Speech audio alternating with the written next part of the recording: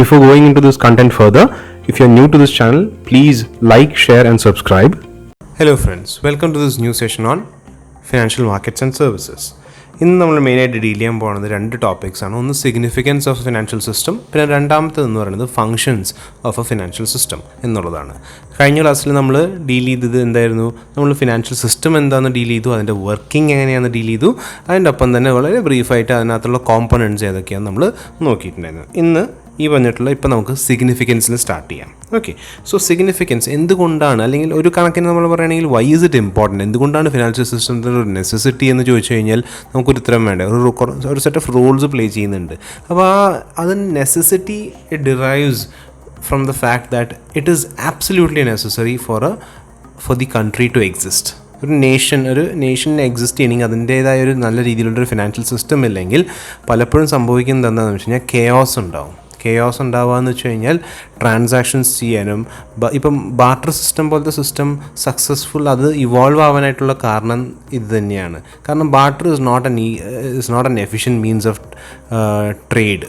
Okay, അതൊരു ചെറിയ economy അല്ലെങ്കിൽ വളരെ ഒരു ചെറിയ വില്ലേജിലൊക്കെ ആണെങ്കിൽ ഈ ബാർട്ടർ സിസ്റ്റം ഒരു പരിധി വരെ വേണമെങ്കിൽ നമുക്ക് സക്സസ്ഫുൾ ആവാൻ പറ്റും. പക്ഷേ when it comes to a large nation, ഈ നേഷൻ്റെ ഒരു പ്രത്യേകത എന്ന് വെച്ച് കഴിഞ്ഞാൽ ഒരുപാട് ആൾക്കാർ വരുന്ന കാര്യങ്ങളാണ്, ഒരുപാട് ഇൻഡിവിജ്വൽസ് ഇൻവോൾവ് ആണ്, ഒരുപാട് പാർട്സ് മെക്കാനിസംസ് ഇൻവോൾവ് ആണ്. അതുകൊണ്ട് തന്നെ ട്രാൻസാക്ഷൻസ് നടക്കണമെങ്കിൽ എന്തെങ്കിലും രീതിയിൽ മൂവ്മെൻറ്റ് അല്ലെങ്കിൽ സംതിങ് ഡേ ടു ഡേ ലൈഫിൻ്റെ കാര്യങ്ങൾ നടക്കണമെങ്കിൽ വരെ നമുക്ക് V require A proper financial system. അപ്പോൾ നമുക്ക് സിഗ്നിഫിക്കൻസ് ഓരോന്നായിട്ട് നമുക്ക് നോക്കാം. ഓക്കെ, സോ ഫസ്റ്റ് വൺ എന്ന് പറഞ്ഞാൽ it is needed for the need for A well developed and well functioned financial market. നല്ലൊരു ഫിനാൻഷ്യൽ മാർക്കറ്റ് ഉണ്ടെങ്കിൽ മാത്രമേ ട്രാൻസാക്ഷൻസ് നടക്കുള്ളൂ. ഇപ്പോൾ കഴിഞ്ഞ ക്ലാസ്സിൽ ഞാൻ പറഞ്ഞിട്ടുണ്ടായിരുന്നു, മാർക്കറ്റ് എന്ന് ഉദ്ദേശിക്കുന്നത് ബയേഴ്സും സെല്ലേഴ്സും ഇൻട്രാക്ട് ചെയ്യുന്ന സ്ഥലം. ഒരു വെൽ എസ്റ്റാബ്ലിഷ്ഡ് ആയിട്ടുള്ളൊരു ഫിനാൻഷ്യൽ മാർക്കറ്റ് ഉണ്ടെങ്കിലേ നമുക്ക് ഫിനാൻഷ്യൽ പ്രൊഡക്റ്റുകൾ വിൽക്കാൻ പറ്റുള്ളൂ. ഫിനാൻഷ്യൽ പ്രൊഡക്റ്റ് വിൽക്കാൻ പറ്റിയാൽ മാത്രമേ ആൾക്കാർ അവരുടെ സേവിങ്സ് ഹാർഡ് കറൻസി ആയിട്ട് സേവ് ചെയ്യുന്നതിന് പകരം ഏതെങ്കിലും ഇൻസ്ട്രുമെൻറ്റിൽ കൊണ്ടുപോയി ഇടുന്നു. അവർ കൊണ്ടുപോയി ഇട്ടാലാണ് വേറെ കുറേ ട്രാൻസാക്ഷൻസ് നടക്കുള്ളൂ.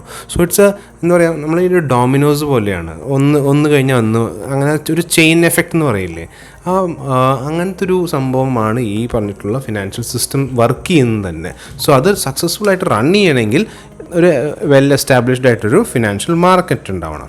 രണ്ടാമത്തെ കാര്യം, it is needed for more investment and production. ഇക്കോണമിയിൽ കൂടുതൽ ഇൻവെസ്റ്റ്മെൻറ്റും പ്രൊഡക്ഷനും നടക്കണമെങ്കിൽ നല്ലൊരു ഫിനാൻഷ്യൽ സിസ്റ്റം ഉണ്ടാവണം. ഫിനാൻഷ്യൽ സിസ്റ്റം എന്ന് പറയുമ്പോൾ അതിനകത്ത് നിങ്ങൾ ഓർക്കേണ്ട ഒരു കാര്യം, 4 major components: markets, intermediaries, instruments and services. ഇത് 4ഉം അത്യാവശ്യം നല്ല രീതിയിൽ ഫങ്ഷനിങ് ആയിരിക്കണം. അത് ഫങ്ഷനിങ് ആവാത്ത സാഹചര്യത്തിലാണ് ആൾക്കാർ ഈ പറഞ്ഞിട്ടുള്ള ഫിനാൻഷ്യൽ സിസ്റ്റത്തിന് വിശ്വാസമില്ലാത്തത് കൊണ്ട് ക്യാഷും കറൻസിയും ഒക്കെ ഇൻവെസ്റ്റ് ചെയ്യാണ്ട് അവരവരുടെ ലോക്കറിൽ, പണ്ടത്തെ ആൾക്കാരന്മാർ ചെയ്യുന്നൊരു പരിപാടി ലോക്കറിൽ ഇട്ട് വെക്കുക എന്നുള്ളതാണ്. 2 രീതിയിലുള്ള കാര്യം, ഒന്നെങ്കിൽ ലാൻഡിൽ ഇൻവെസ്റ്റ് ചെയ്യുക, അല്ലെങ്കിൽ ഈ പറഞ്ഞിട്ടുള്ള ലോക്കറിൽ പൈസ സൂക്ഷിച്ച് വെക്കുക എന്നുള്ളതാണ്. That is how they do. പിന്നെ കച്ചവടം ചെയ്തിട്ട് അത് മൾട്ടിപ്ലൈ ചെയ്യിപ്പിക്കുക എന്നുള്ളതാണ് അവരുടെ ഫോം ഓഫ് ഇൻവെസ്റ്റ്മെൻറ്റ്സ്. അപ്പം ഇപ്പോൾ പണ്ടത്തെ പോലെ ഷെയർസ്, ഡിബഞ്ചേഴ്സ് പണ്ടൊന്നും ഇല്ലല്ലോ. അപ്പോൾ അതിന് പകരമായിട്ടുള്ള പരിപാടിയായിരുന്നു ഇത്. സോ ആ ഇൻവെസ്റ്റ്മെൻറ്റുകൾ നടക്കണമെങ്കിൽ, ഒരു ബിസിനസ്സിന് പൈസ ആവശ്യമുണ്ടെങ്കിൽ ആൾക്ക് ഇൻഡിവിജ്വലിന് ചിലപ്പോൾ നല്ലൊരു ഐഡിയ ഉണ്ടാവും, പക്ഷേ ആ ഐഡിയ നടക്കണമെങ്കിൽ പൈസ വേണമല്ലോ. ആളുടെ കയ്യിൽ പൈസ ഇല്ലെങ്കിൽ ഹി ഹാസ് ടു അപ്രോച്ച് ബാങ്കിന് എവിടുന്ന പൈസ, ഇതേപോലെ കസ്റ്റമേഴ്സ് സേവിങ്സ് ബാങ്കും സേവിങ്സ് അക്കൗണ്ടും കറണ്ട് അക്കൗണ്ടും സ്റ്റാർട്ട് ചെയ്തിട്ട് അതിൽ നിന്ന് കിട്ടുന്ന പൈസ വെച്ചിട്ടാണ് ഇവർ ലോണൊക്കെ കൊടുക്കുന്നത്. അതിൽ അവർ റവന്യൂ കിട്ടുന്നുണ്ട്. പക്ഷേ എന്നിരുന്നാൽ പോലും അവർക്ക് ചെയ്യണമെങ്കിൽ they also require money, right? So that is another thing. പിന്നെ ഈവൻ പ്രൊഡക്ഷന്, ഈ പറഞ്ഞ പോലെ പ്രൊഡക്ഷൻ ആണെങ്കിൽ പോലും കമ്പനി വൺസ് സ്റ്റാർട്ട് ചെയ്ത് കഴിഞ്ഞാൽ അവരുടെ വർക്കിംഗ് ക്യാപിറ്റൽ റിക്വയർമെൻറ്റ്, സ്റ്റോക്ക് മേടിക്കാനും എല്ലാത്തിനും ഈ പറഞ്ഞിട്ടുള്ള ഫിനാൻഷ്യൽ ഇൻസ്റ്റിറ്റ്യൂഷൻസ് ആശ്രയിച്ചിട്ടാണ്. സോ അവിടെയൊക്കെ നല്ലൊരു ഫിനാൻഷ്യൽ സിസ്റ്റം ഉണ്ടെങ്കിലേ ഇത് നടക്കുകയുള്ളൂ. Then third one, need for capital. Simply put it, capital in every sense. അത് 2 രീതിയിലുള്ള സെൻസ് നമ്മൾ ഫിനാൻഷ്യൽ മാനേജ്മെൻറ്റ് ഇതിൻ്റെ ഒപ്പം പഠിക്കുന്നുണ്ട്. പിന്നെ ഫണ്ടമെൻറ്റൽസ് ഓഫ് ഇൻവെസ്റ്റ്മെൻറ്റ് പോലത്തെ സബ്ജക്റ്റുകൾ, പിന്നെ മാത്രമല്ല അക്കൗണ്ടിങ്ങിലാണെങ്കിൽ നിങ്ങൾ പഠിച്ചിട്ടുള്ളൊരു ടെർമിനോളജിയാണ്. ക്യാപിറ്റൽ എന്ന് പറയുമ്പോൾ 2 രീതിയിലുണ്ട്. ഒന്ന് ഈ ഫിക്സ്ഡ് ക്യാപിറ്റൽ അല്ലെങ്കിൽ നമ്മുടെ hard core capital needed long term ക്യാപിറ്റലും, രണ്ടാമത്തെ വർക്കിംഗ് ക്യാപിറ്റലും. വർക്കിംഗ് ക്യാപിറ്റൽ എന്താ, ഡേ ടു ഡേ റിക്വയർമെൻറ്റ്സിനുള്ള ക്യാപിറ്റലാണ്, റൈറ്റ്? സോ രണ്ട് ക്യാപിറ്റലും ഈക്വലി ഇമ്പോർട്ടൻ്റ് ആണ്. ലോങ് റൺ എന്ന് പറയുമ്പോൾ പ്രോഫിറ്റബിലിറ്റിനെ ഹെൽപ്പ് ചെയ്യുന്ന കാര്യങ്ങളാണ്. ഈ പറഞ്ഞിട്ടുള്ള വർക്കിംഗ് ക്യാപിറ്റൽ ആണെങ്കിൽ ഡേ ടു ഡേ സർവൈവലിനെ ബാധിക്കുന്ന കാര്യങ്ങളാണ്. അപ്പോൾ അവൈലബിലിറ്റി ഓഫ് ഫണ്ട്സ്, എത്രത്തോളം ഈസിലി ഫണ്ട്സ് അവൈലബിൾ ആണോ മാർക്കറ്റിൽ നിന്ന്, ആൻഡ് എത്രത്തോളം ഈസി ആക്സസ് ഉണ്ടോ ഈ പറഞ്ഞിട്ടുള്ള കമ്പനികൾക്ക് മാർക്കറ്റിലേക്ക് ഫണ്ട്സിനോട്, അതിനെ ആശ്രയിച്ചിരിക്കും എത്ര ഈസി ആയിട്ട് കമ്പനീസ് ഗ്രോ ചെയ്യും. കമ്പനീസ് ഗ്രോ ചെയ്യുമ്പോൾ കൂടുതൽ എംപ്ലോയ്മെൻറ്റ്സ് ഉണ്ടാവും, കൂടുതൽ പ്രൊഡക്ട്സ് അവൈലബിൾ ആവും, ആൾക്കാരുടെ ഇടയിൽ ബൈയിങ് ടെൻഡൻസി കൂടും, ഇൻവെസ്റ്റ്മെൻറ്റ് ടെൻഡൻസീസ് കൂടും. അപ്പോൾ മൊത്തത്തിൽ ഇക്കോണമി ഒരു നല്ല ബൂം പോലെ വരും. അതിന് നല്ല രീതിയിൽ ഈസി അവൈലബിലിറ്റി ഓഫ് ക്യാപിറ്റൽ വേണം. Easy availability of capital is obtained only from A well developed financial system. അടുത്തതെന്ന് പറയുന്നത് need for infrastructure development and growth. Infrastructure, ഈ പറയണ എല്ലാ പോയിൻറ്റിൻ്റെയും ഒരു ക്രക്സ് എന്ന് പറയുന്നത് പൈസ വേണം. പൈസ എങ്ങനെയാണ് വരിക? Those who save money and those who require money, രണ്ട് എലമെൻറ്റ്സ് ഓർമ്മയുണ്ടല്ലോ. അപ്പോൾ സേവ് ചെയ്യുന്ന ആൾക്കാരുടെ കയ്യിൽ നിന്ന് പൈസ കൈമാറി യൂസ് ചെയ്യാൻ ഉദ്ദേശിക്കുന്ന ആൾക്കാരുടെ കയ്യിലേക്ക് എത്തണം. ഓക്കെ, എന്നാൽ മാത്രമേ അത് എനേബിൾ ചെയ്യുന്ന സിസ്റ്റമാണ് financial system. Okay, so infrastructure development, ഇപ്പോൾ ഗവൺമെൻറ്റിനാണെങ്കിൽ പോലും, ഇപ്പോൾ ഗവൺമെൻറ്റിന് ഇൻഫ്രാസ്ട്രക്ചർ അണ്ടർടേക്കിങ്സ് ചെയ്യണമെങ്കിൽ എന്താ ചെയ്യുക? ഗവൺമെൻറ് ഇതേപോലെ ഇൻഫ്രാസ്ട്രക്ചർ ബോണ്ട്സ് എന്നൊക്കെ പറഞ്ഞിട്ട് 5 year 10 year bonds 20 year bonds ഒക്കെ ചിലപ്പോൾ ഇഷ്യൂ ചെയ്യുമായിരിക്കും. അപ്പോൾ ഇഷ്യൂ ചെയ്യുമ്പോൾ എന്താ ചെയ്യുന്നത്? അവർ പബ്ലിക്കിൻ്റെ കയ്യിൽ നിന്ന് പൈസ റേസ് ചെയ്യാണ്. പബ്ലിക്കിൻ്റെ പൈസ റേസ് ചെയ്യുക എന്ന് പറയുമ്പോൾ പൈസ സേവ് ചെയ്യാൻ ഉദ്ദേശിക്കുന്ന ആൾക്കാർ ഇതേപോലെ ഇൻസ്ട്രുമെൻറ്റ്സിൽ ഇൻവെസ്റ്റ് ചെയ്യും. അപ്പോൾ അതുവഴി അവരുടെ ബെനിഫിറ്റ് എന്താ? പലിശയും കിട്ടും, അത്യാവശ്യം കുറച്ച് കൂടുതൽ റിട്ടേൺസ് കിട്ടും, മാത്രമല്ല ടാക്സ് ബെനിഫിറ്റ്സും അതിനോട് ചേർന്നിട്ടുള്ളതുണ്ട്. അപ്പോൾ ഇതെല്ലാം കൂടിയിട്ടാണ് ഈ പറഞ്ഞിട്ടുള്ള ഇൻവെസ്റ്റേഴ്സ് ഇൻവെസ്റ്റ് ചെയ്യുന്നത്, അവർ പ്രൊമോട്ട് ചെയ്യുന്നത്. സോ ഇങ്ങനത്തെ കാര്യങ്ങൾക്കും ഈ പറഞ്ഞിട്ടുള്ള ഫിനാൻഷ്യൽ സിസ്റ്റം വേണം. ഓക്കെ, ദെൻ നെക്സ്റ്റ് വൺ എന്ന് പറയുന്നത് growth of trade helps to augment employee growth. മൊത്തത്തിൽ ഈ പറഞ്ഞിട്ടുള്ള ട്രേഡിൻ്റെ മാത്രമല്ല, മൊത്തത്തിലൊരു മൂവ്മെൻറ്റ് എക്കോണമിയിൽ വരുമ്പോൾ, ഒരു സിമ്പിൾ എക്സാമ്പിൾ പറയാം. രണ്ട് രീതിയിൽ നമുക്കിത് കാണാം. ഒന്ന്, നല്ല രീതിയിലുള്ള ഇമ്പോർട്ട് എക്സ്പോർട്ട് വരുമ്പോൾ തന്നെ ഒരുപാട് പുതിയ ഫേംസ് വരുന്നു, ട്രേഡിങ് നടക്കുന്നുണ്ട്. ഈ ഒരു ഫേം എസ്റ്റാബ്ലിഷ് ചെയ്യുമ്പോൾ അതിനോട് ചേർന്നിട്ടുള്ള അലൈഡ് ആയിട്ടുള്ള കുറേ ഫേംസ് ഉണ്ടാവും, അവർക്കും ലൈവ്ലിഹുഡ്സ് ആണ് വരുന്നത്. സോ ഓവറോൾ നോക്കുമ്പോൾ ഒരു ഫേം എസ്റ്റാബ്ലിഷ് ചെയ്യുന്നത് കൊണ്ട് പല ആൾക്കാർക്ക് എംപ്ലോയ്മെൻറ്റ്സ് കിട്ടുന്നുണ്ട്. Not just within the firm, but because of that firm പല അലൈഡ് ആയിട്ടുള്ള ഓർഗനൈസേഷൻസ് ഉണ്ടാവും, അവർക്കും ഈ പറഞ്ഞിട്ടുള്ള എംപ്ലോയ്മെൻറ്റ് ഓപ്പർച്യൂണിറ്റീസ് ആണ് വരുന്നത്.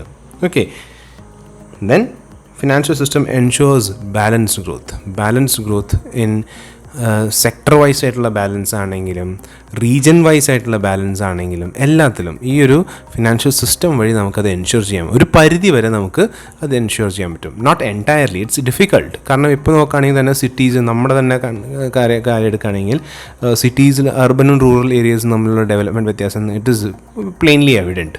പക്ഷേ എന്നിരുന്നാൽ പോലും ഒരു വലിയ പരിധി വരെ നമുക്കത് മിനിമൈസ് ചെയ്യാൻ പറ്റും. ഈവൻ നമ്മുടെ ഇടയിൽ തന്നെ നമുക്ക് കാണാൻ പറ്റും, ചില റൂറൽ വില്ലേജസ് ആണെങ്കിൽ പോലും അത്യാവശ്യം നല്ല ഡെവലപ്മെൻറ്റ്, നല്ല ഇൻഫ്രാസ്ട്രക്ചർ ഫെസിലിറ്റീസ് എൻഷുർ ചെയ്യുന്നുണ്ട്. അവരുടെ എന്താ പറയുക, ഗവർണിംഗ് ബോഡിയും അവരുടെ കൂടെയുള്ള നാട്ടുകാരുടെയും ഒക്കെ ഇനീഷ്യേറ്റീവ്സ് ഉണ്ടാവും അതിനകത്ത്. പക്ഷേ എന്നിരുന്നാൽ പോലും it is possible, it is not an impossibility. പക്ഷേ ആ പോസിബിൾ ആക്കണമെങ്കിൽ വലിയൊരു പങ്ക് വഹിക്കുന്നത് നമ്മുടെ ഒരു ഡെവലപ്ഡ് ഫിനാൻഷ്യൽ സിസ്റ്റമാണ്. Okay, then role of financial system in attracting foreign capital നമ്മൾ സിമ്പിൾ സെൻസിൽ പറയുകയാണെങ്കിൽ നിങ്ങൾക്ക് you have options to put your money.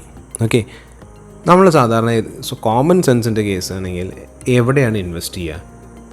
The place which gives you the most returns, അതല്ലേ ഏറ്റവും സിംപ്ലസ്റ്റ് ആയിട്ടൊരു answer, place which gives you the most return.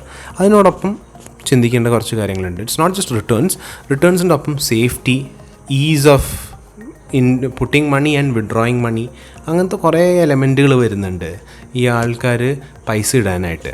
And one of the reasons that India is a good destination is that it is providing sufficiently high returns. ബാക്കിയുള്ള എക്കോണമീസിനേക്കാളും comparatively sufficiently higher ആയിട്ടുള്ള returns offer ചെയ്യുന്നുണ്ട്.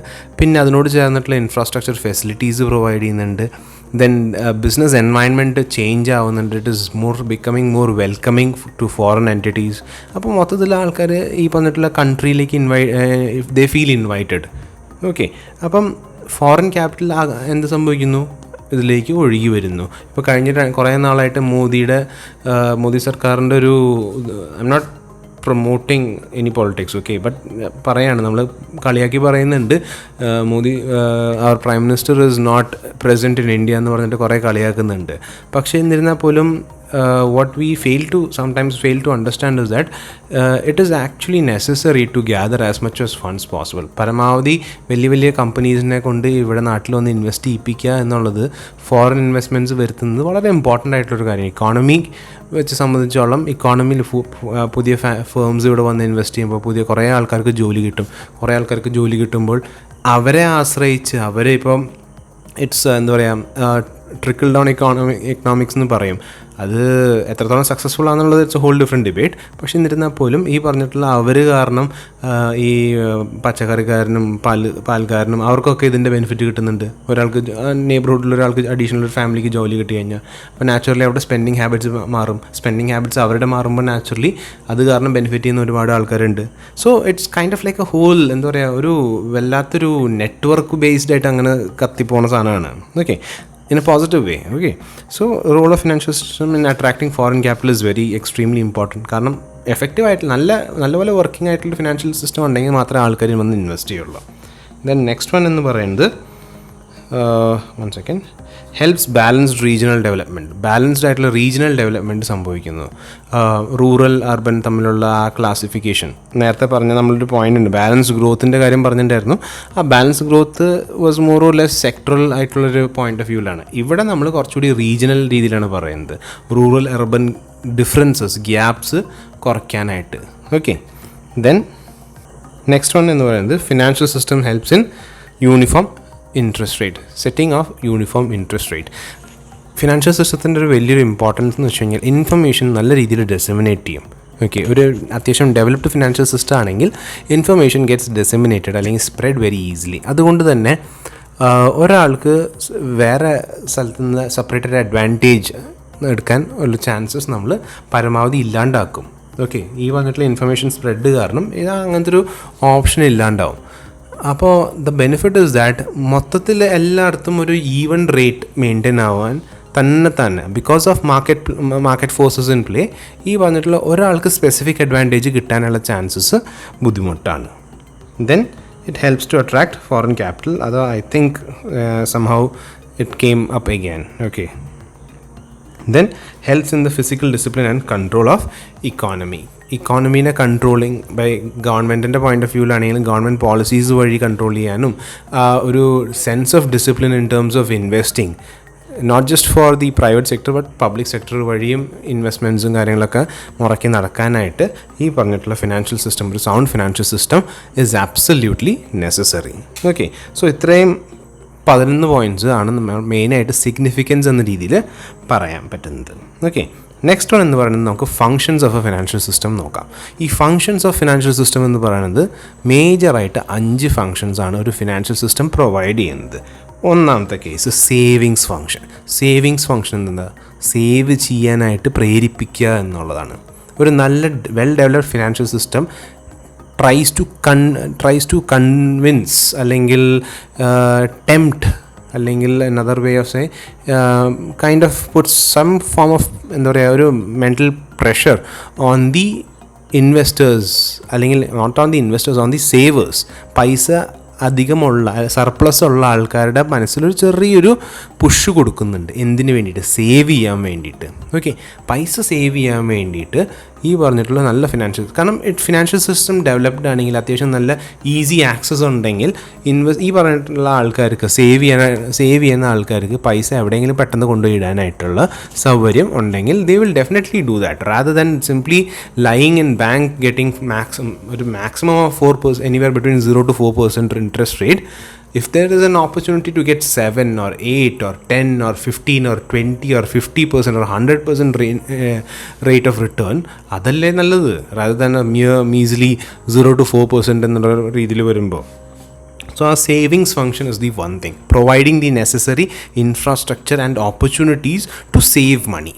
Okay, പൈസ save ചെയ്യുക, അവർ കിട്ടുന്ന amount സേവിങ്സിലേക്ക് ഇടുക, ആ savings ഹാബിറ്റിലേക്ക് push ചെയ്യുക എന്നുള്ള ഫങ്ഷൻ. അതിന് വേണ്ട ഓപ്പർച്യൂണിറ്റീസ്, ഇൻസ്റ്റിറ്റ്യൂഷൻസ്, മാർക്കറ്റ്സ് ഒക്കെ ഒരു well developed financial system provide ചെയ്യുന്നുണ്ട്.